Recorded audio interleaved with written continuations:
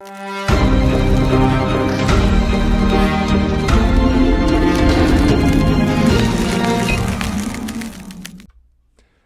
and gentlemen, Chaz Borganzo, what's next?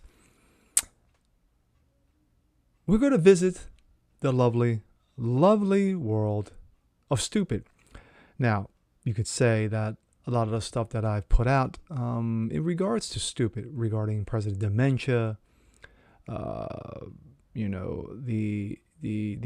nonsense that Netflix is cranking out, between possibly He-Man going woke and Tila stepping into the forefront,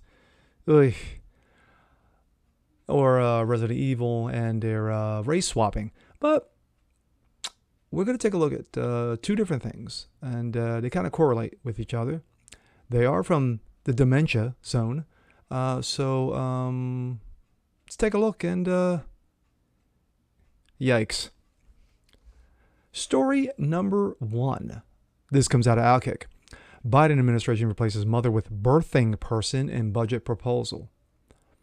Now, this has gotten a lot of play in the last, I would say easily last 3 to 5 days. But I thought I'd jump in. President Dementia administration proposes a Health and Human Services budget, and the term mother was eliminated in favor of birthing people when referring to maternal health. Senator James Lankford, out of Oklahoma, participated in the Senate Finance Committee hearing on Thursday regarding the president's fiscal year 2022 Health and Human Services budget, questioned the HHS Secretary Xavier Becera about the change.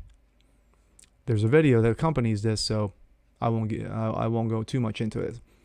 Langford said during the hearing that he noticed that the term changed in the HHS budget, shifting from mother to birthing people, and asked Becera to provide a good definition of birthing people, to which Becera said he would, quote, check the language.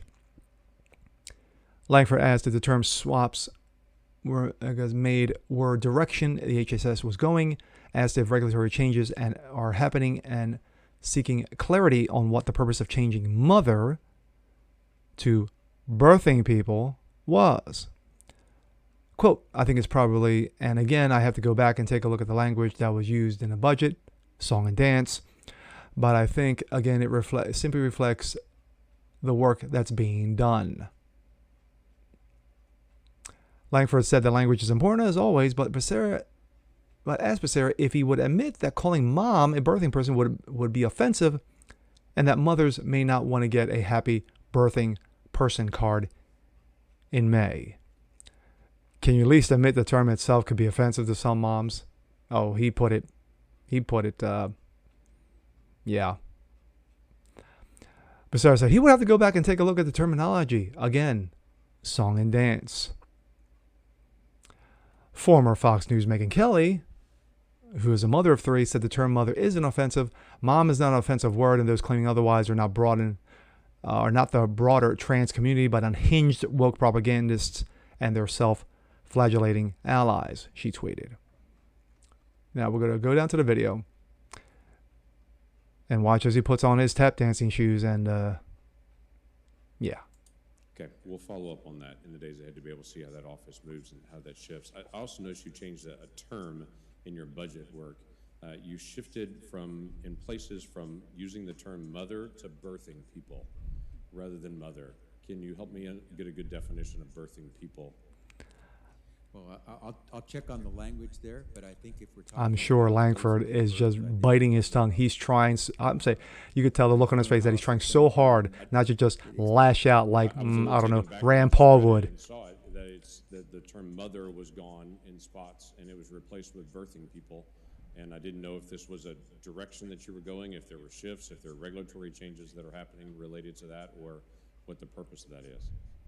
I think it's probably, and again, I'd have to go back and take a look at the language that was used in the budget. Number 2. I think it simply reflects. It's the second time he's used. I got to take a look at the language. I would only say the language is important always. We don't want to offend in our language. I get that. But would you at least admit calling a mom a birthing person could be offensive to some moms, that they don't want to get like a happy birthing person card in May or I mean, can you at least admit that that term itself could be offensive to some moms? Senator, I'll go back and take a look at the terminology that was used, and I can get back to you, but My thoughts. The utter woke stupidity that comes out of Becera's mouth in regards to these comments on 3 times in three successful questions that Lankford asked. He kept on going back to, well, I got to check terminology. Well, I got to check terminology. Well, I got to check terminology. Good grief, man. How hard is it to say, no, mother's not offensive. It's mother for a reason. Mothers give birth to children. That's what they do. Women give birth to children. That's what they do. They procreate. That's why God put them on this planet. This is absolute trans woke trash. It's nonsense. It's garbage. But I'm not surprised that this comes out of the Dementia administration. The stupidity from the top, like shite, runs downhill. And that's exactly Becera, who's this clown. And Lankford, I'll tell you right now, Lankford's got a lot more calmness in his tone than I would. I would have did a Rand Paul. I'll tell you right now, I would have Rand Paul his ass. Because this terminology is stupid. I would have been like, okay, yeah,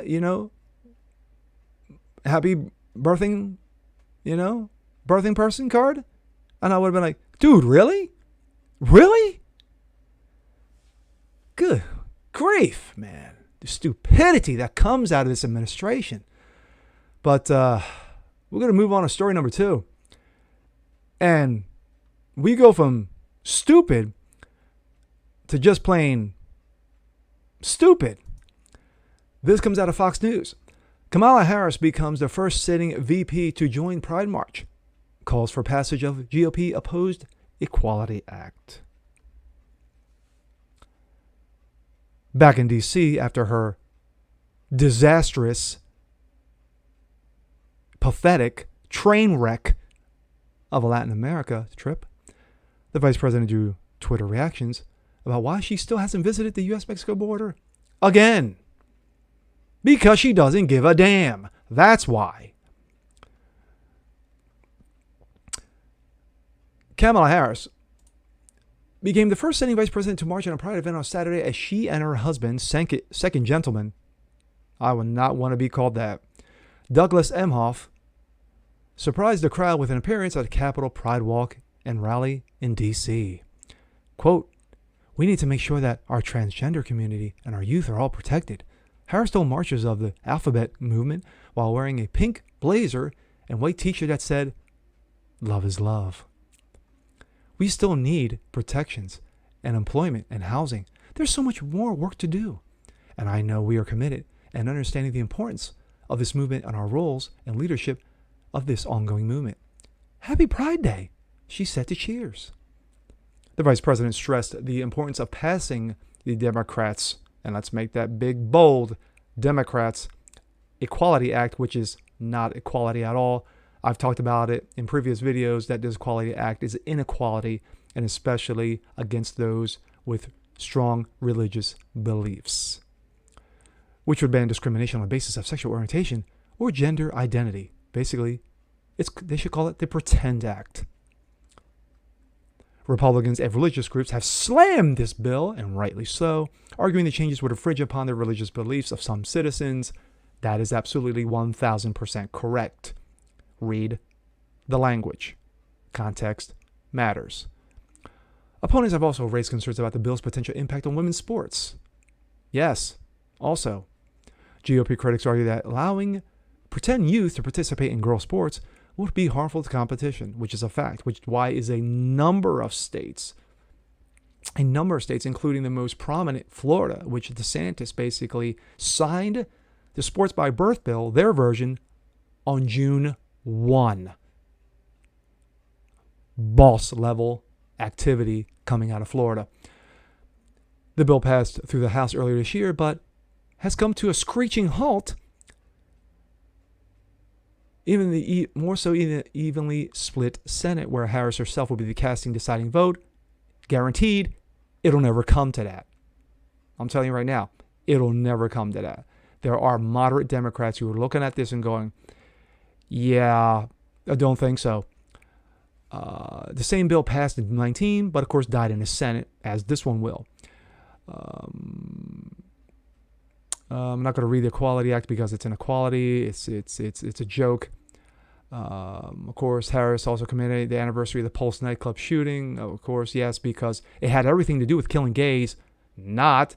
It had everything to do with a Muslim terrorist who decided to just go into a bar, not knowing it was a gay bar, and shoot up the place. It's called facts, people. How about you open an effing paper or actually Google something sometime? I'm not going to go with that. Of course, there she is, looking like a clown. Some conservatives on social media were frustrated that Harris attended the march but still hasn't visited the U.S.-Mexican border. Like I said, she don't give a damn. What the fuck is Kamala Harris doing at the Pride Parade? Shouldn't she be at the border? One person wrote. My thoughts. Yeah. Once again, Kamala Harris goes out there and acts the clown, acts the fool. But then again, that's what she is. That's what she is. She is. She's not vice president because of her expertise. She's not vice president because of her skills. She's not vice president to what she brings to the table because she is a woman and she is a, quote, woman of color, which of course is a term to me, is offensive to me being Puerto Rican.